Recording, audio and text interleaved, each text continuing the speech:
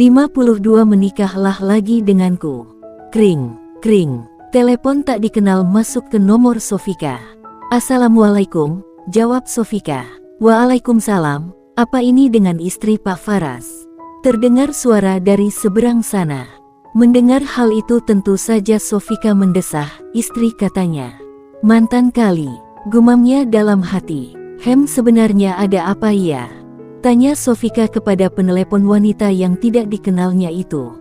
Saya dari pihak rumah sakit, ingin memberitahukan kalau Pak Faras saat ini kecelakaan dan sedang berada dalam perawatan di Rumah Sakit Al Ihsan, jawab wanita yang merupakan salah satu staf rumah sakit milik swasta di kota itu.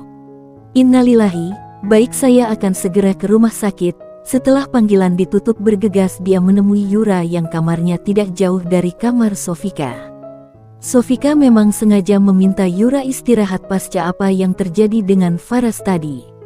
Tok-tok, ceklek, pintu terbuka menampilkan wajah kusut Yura. Ayo ke rumah sakit, dengan cepat Sofika berkata. Untuk apa? Yura mengernyitkan dahi. Kak Faras kecelakaan, jawab Sofika. Apa? Meski kesal kepada suami yang tak mencintainya itu, tapi mendengar dia mengalami kecelakaan, tubuhnya langsung bergetar. Dia merasakan kecemasan luar biasa, sampai kakinya terasa lemas dan gemetar. Tenanglah, semua akan baik-baik saja, ujar Sofika menenangkan. Tapi, dia keluruhlah air mata dari pelupuk mata Yura. Hei, kenapa menangis? Dia baik-baik saja, dengan lembut Sofika berusaha menenangkan, dia bahkan memeluk Yura. Saat ini, Sofika mengesampingkan egonya terhadap Yura. Wanita yang pernah menjadi selingkuhan Faras. Mereka pun bergegas pergi ke rumah sakit. Di sepanjang perjalanan air mata Yura berderai, sesekali Sofika memperhatikan wanita itu.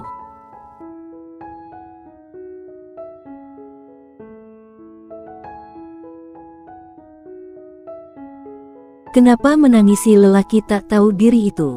Ucap Sofika dengan nada jengkel. Aku mencintai dia. Dia cinta pertamaku, jawab Yura sambil mengusap perutnya. Hehe, dia juga cinta pertamaku dulu. Tapi, aku cukup waras hingga harus menangisi lelaki itu terus, kekeh putri sambil tetap fokus nyetir. Kamu tidak mengerti, aku sudah menyukai dia sejak SMA, dan hubungan kami baru terjadi setelah beberapa tahun lulus kuliah, sahut Yura ngotot. Wow, begitulah. Sofika sedikit terkejut mendengarnya.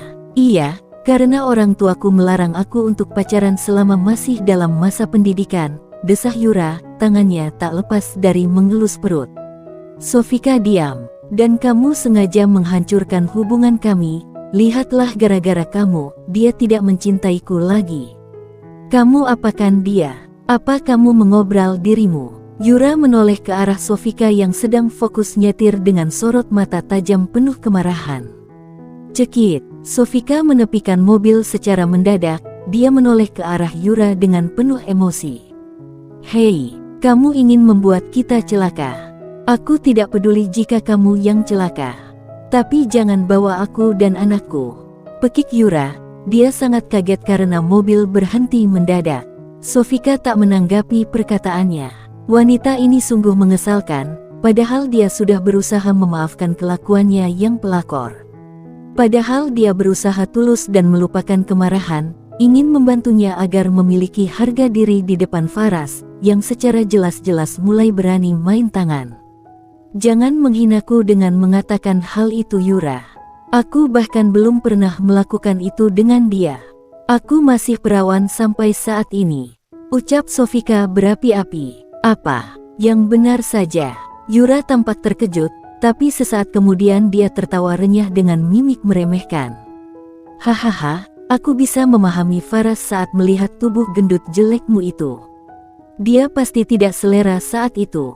Tapi, setelah kamu langsing dan sedikit cantik, kurasa dia pernah bernafsu, ejek Yura seenaknya tanpa memikirkan perasaan Sofika.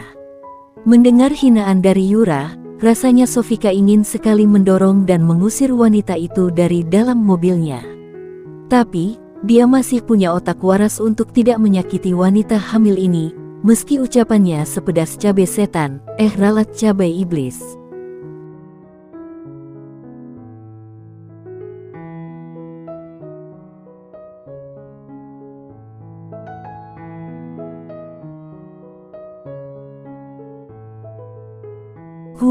Sebaiknya hentikan ocehan menyebalkan dari mulutmu itu Yura, atau kamu bisa turun dan mencari taksi saja jika mau, dengan nada rendah namun penuh tekanan Sofika berkata.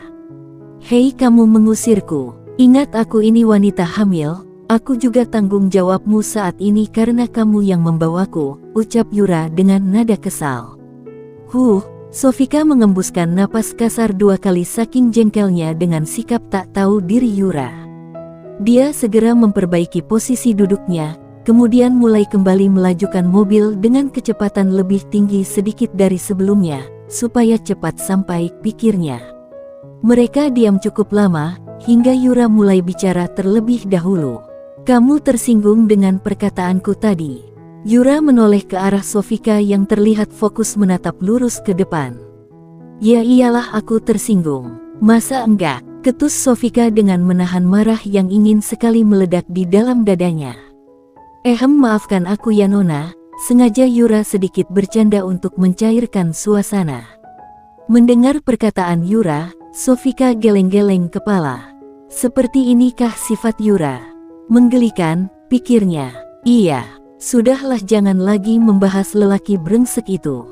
Sofika masih saja bicara dengan nada ketus. Hei lelaki brengsek itu adalah suamiku sekarang. Bela Yura berapi-api. Iya, ya, jawab Sofika dengan malas. Mereka tidak banyak bicara lagi, hingga akhirnya sampailah mereka di rumah sakit yang dimaksud. Keduanya bergegas mencari informasi tentang keberadaan Faras. Setelah menemukan kamarnya, mereka segera menuju ke kamar inap tempat Faras dirawat. Rupanya, dia tidak terluka terlalu parah, sehingga bisa langsung masing kamar rawat inap. Dan menurut dokter, hanya perlu waktu kurang lebih 2 hari saja untuk perawatan, setelahnya bisa pulang. Ceklek keduanya masuk ke kamar rawat inap Faras. Rupanya Faras tidak sedang tidur, melihat siapa yang datang, bibirnya tersenyum cerah dan langsung menyapa Sofika, bukannya Yura, istrinya. Dasar lelaki brengsek.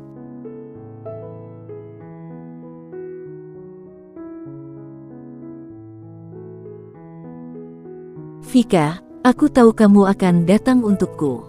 Kamu tidak akan tega mendengar aku sakit, karena kamu masih mencintaiku, ucap Faras tak punya hati. Yura berhenti melangkah mendengar perkataan suaminya untuk Sofika, kedua tangannya saling meremas, dengan bibir bergetar dan lutut terasa lemas. Dia segera menuju sofa yang memang tersedia di ruangan VIP ini. Duduk untuk menenangkan diri, dan menahan gemuruh di dalam dadanya akibat perkataan Faras tadi. Reaksi Sofika saat mendengar perkataan Faras, dia sungguh tidak menyangka akan mendengar perkataan macam itu dari mantan suaminya. Hentikan ocehan tak bermutumu itu. Aku datang kemari karena mengantar istrimu, ucap Sofika tegas berapi-api, penuh emosi. Faras menatap mantan istrinya itu kecewa. Menikahlah lagi denganku, ucapnya lembut. Otakmu semakin geser kayaknya. Apa kamu lupa kalau sudah menalak 3 aku? Rasanya, Sofika sampai ingin menggetok kepala mantan suaminya itu pakai palu. Aku ingat, nanti aku akan mencarikan kamu Muhalil, ujar Faras. Maksudmu? Sofika semakin tak habis pikir dengan sikap lelaki mantan suaminya itu. Lelaki yang akan menikahi kamu, lalu setelah beberapa waktu menikah, kalian bisa cerai. Dengan begitu kita bisa menikah lagi, tutur Faras menjelaskan dengan antusias. Hah, kamu lupa sudah punya istri sekarang. Jangan membuang apa yang sudah kamu punya untuk sesuatu yang belum jelas. Bukankah dulu kamu mencintai Yura? Ucap Sofika dengan tegas dan penuh penekanan, meski suaranya pelan. Sementara itu, di tempat duduknya, Yura begitu syok mendengar perkataan Faras yang tak berperasaan itu. Dia mulai menitikkan air mata, sesekali disekanya bulir bening yang jatuh tanpa terkendali hingga membasahi pipinya itu. Dia berpikir, Mungkin ini karma untuknya karena sudah secara sengaja menjadi pelakor. Bahkan rela melepas keperawanannya untuk suami orang, yaitu Faras saat pria itu masih menjadi suami Sofika. Dia sungguh menyesal sekarang. Tapi sudah terlambat, karena suami hasil melakornya sekarang lebih mencintai mantan istrinya ketimbang dirinya. Lebih tepatnya, dia sudah tidak merasakan cinta dari Faras lagi. Dia sungguh menyesal sekarang.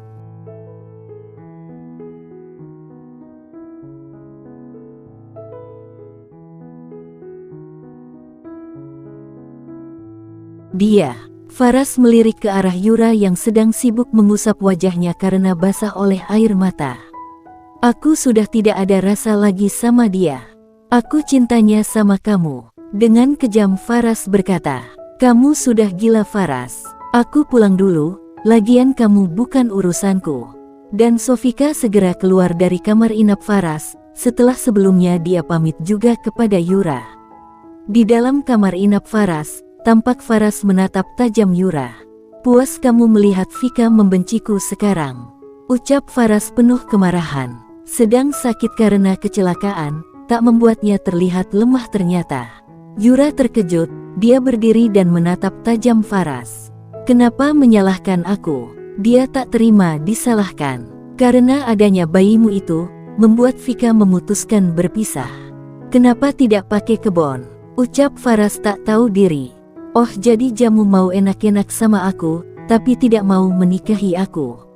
Begitu, dasar gila kamu. Yura menghampiri Faras, kemudian memukulkan tas selempang kecil yang dibawanya ke arah perut Faras. Wanita gila, aku sedang sakit. Faras mengerang kesakitan.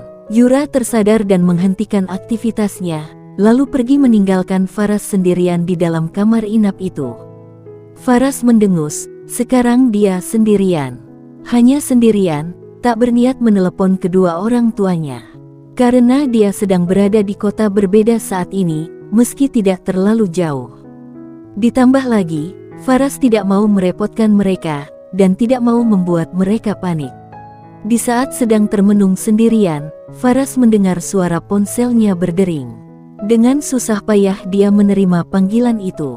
Apa? Faras rasanya sampai ingin menangis andai tidak malu, saat mendengar apa yang disampaikan orang kepercayaannya di kantor.